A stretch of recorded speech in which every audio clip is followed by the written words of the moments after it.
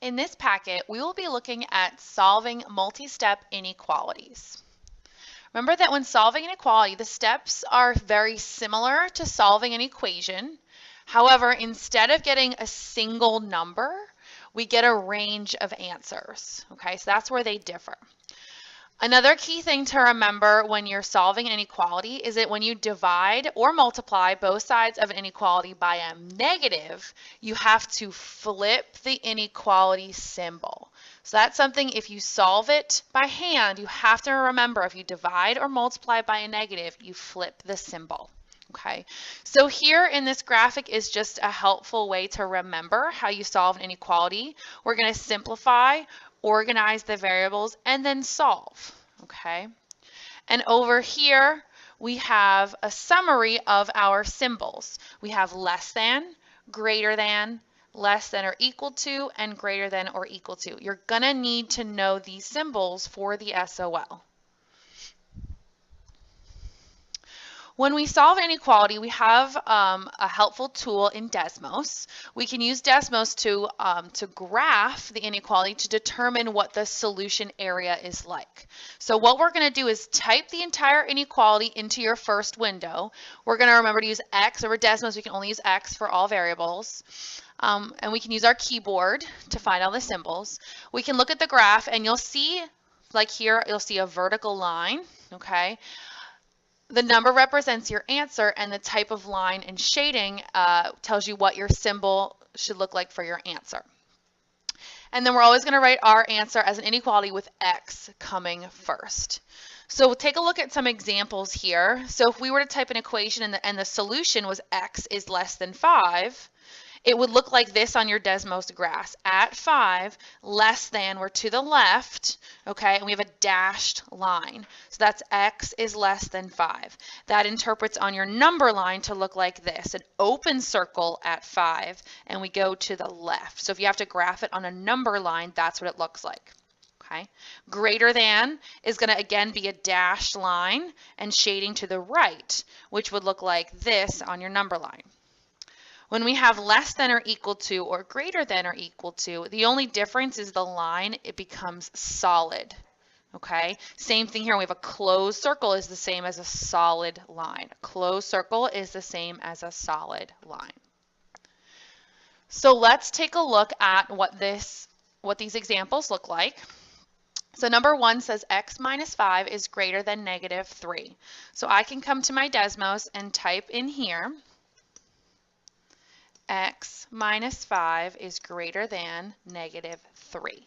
I can type that in, and I can also kind of click there so I can see the whole thing. And I see here I have this dashed line. Okay, so that means it's going to be an open circle. It's going to be greater than or less than. And then it's at 1, 2. Okay, so I'm at 2, and then I'm going to the right, greater than. So my answer here is going to be X is greater than 2. And then when I graph it on my number line, I always want to put like a 0 in the middle to show where 0 would be on my number line. Okay, then I have 1, 2. Here's 2 on my number line. There's 3 and 4. Okay, negative 1, negative 2. So that's where my number line is. So X's are greater than 2. So all of the solutions for this one are going to be, I'm going to put an open circle at 2. Remember, greater than open circle, okay? And it's greater than, so I'm going to go to the right. So numbers that are greater than 2 will be solutions. So numbers like 3, 4, 5, 6. 2 is not a solution here because it's not equal to. All right, example 2, if I go to Desmos, I'm going to type that one in. I can cancel this one out. And I can type in 23 is less than or equal to, all your symbols are here. 23 is less than or equal to 7 minus 4x. Okay, again, I'm going to take a look at this here. My line here is at negative 4. And I notice it's a solid line, so that means it's going to be underlined, and it's going to the left, so less than. So for this one, I'm going to write X is less than or equal to negative 4. So I have X is less than or equal to negative 4. Okay, and then I'm going to put that on my number line again, put 0 in the middle. Okay, Again, I have 1, 2, 3, 4 over here, -1, -2, -3, -4 over here. Now this time it's less than or equal to. So this time I'm going to have a filled in circle and I'm going to go to the left.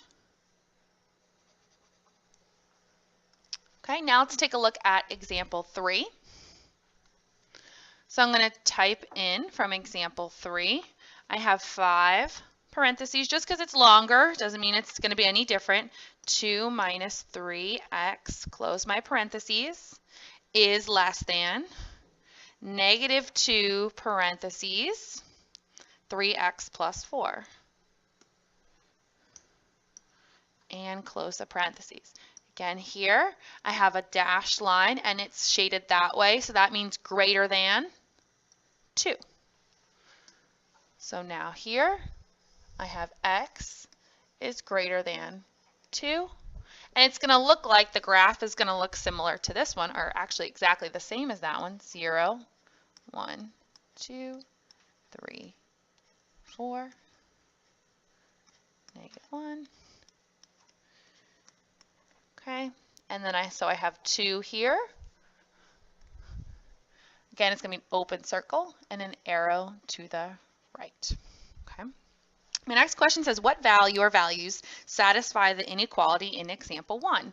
So I look at example 1, and any number that's greater than 2 makes it true. So I ask myself, is 7 greater than 2?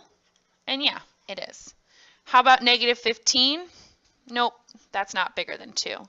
Is 0 bigger than 2? Nope. Is 2 bigger than 2? And when we ask that question, is 2 greater than 2, that is not true. 2 is not more than 2. 2.5 is more than 2, and 1 is not. So that can help you to determine if it is a solution. So satisfy means to make it true. So is 7 greater than 2? Yes. 2 is not greater than 2. Okay. Let's take a look now at some of the word problems. So you're going to need to study and memorize these vocabulary words. You must recognize these words and memorize what symbol they represent. So this table is here for a reference for now, but you're going to want to come back and memorize this table when you are closer and studying for your SOL. Okay. You need to know that less than means a less than symbol. Maximum refers to less than or equal to. Exceeds is the greater than symbol.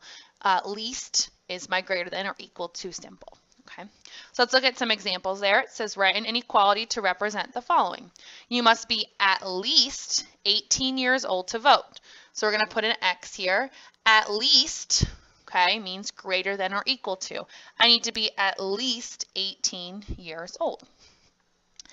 The maximum age to order from the kids menu is 10. So the maximum, that's the oldest I can be.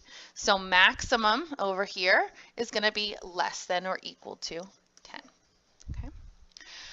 Number 5, if Paul already has $12 and can earn $7 per hour, which inequality represents how many hours he must work to earn at least $50. Okay, so it says Paul has $12 and he can earn $7 per hour. Remember that per means that we're multiplying, so 7x at least, so I'm going to look for at least here, greater than or equal to $50. Okay, look at my answer choices, and these two start with 12, but they both have an X, and my 12 doesn't have an X. These two, the 7s, have the X. You could also write this as 7x plus 12. These two mean the same thing, so it's answer choice C. Okay. So now let's take a look at when we have two variables. So far we've only really seen X. So when you have X and Y, you want to, again, type into Desmos, and you're going to choose the matching graph. Again, greater than means we're shade above, shade up. Less than means we're shade down. Okay, and the same thing applies, but now when you have your or equal to, you have a solid line. Again, here, or equal to, you have a solid line. So if you flip your packet over, we'll just do example 6 and 7. So I'm going to type in here, I have y is less than or equal to negative 1/3 x. Oh, I want to bring my x up here. Negative 1/3 x plus 2. So I take a look at this one. It's helpful when you're matching to look at x and y intercepts. So I have 0, 2, and 6, 0. It's solid and shaded down. So I go back here. I see they all kind of do that, or these two at least. I have 0, 2, and 6, 0, 0, 2, and 6, 0, but I want to be shaded down with a solid line, okay? And that would be letter A, is shaded down with a solid line, okay? And lastly, number 7, we have to translate first, okay? So what I want to do, let's go ahead and read the problem. Mia can spend at most $90 in seed packs and planting soil $15 per bag for her garden. Which graph represents how many seed packs and soil bags she can buy? Okay, so there's a lot of words there, but let's look at our answers. So I have bags of soil B on the x-axis for all of them and seed packs P on the y-axis, okay? So for Desmos, we can't do B and P. So we're going to call whatever B was going to be X, and whatever P was going to be is my Y. It's my X-axis and my Y-axis. So she can spend at most $90. So remember, at most is my symbol like this. At most $90. Okay. So seed packs are $1.50 each. So seed packs is $1.50 Y. 150 Y plus my bags of soil, okay, are $15 per bag, and that's my X. So 15X, okay? And now I can type that into Desmos and see which one matches. Before we even type it in, we can see that I have less than or equal to. So if I look at my answer choices, I have a solid line here, dash line, and a solid line. So I can go ahead and eliminate right away these two answer choices just because they have dashed lines, and I'm looking for a solid line. So I just need to now figure out, am I going to shade below or shade above? So I'm going to go ahead and type in 150 Y plus 15X is less than or equal to 90. And we see here, okay, let's zoom out a little bit, but we really only want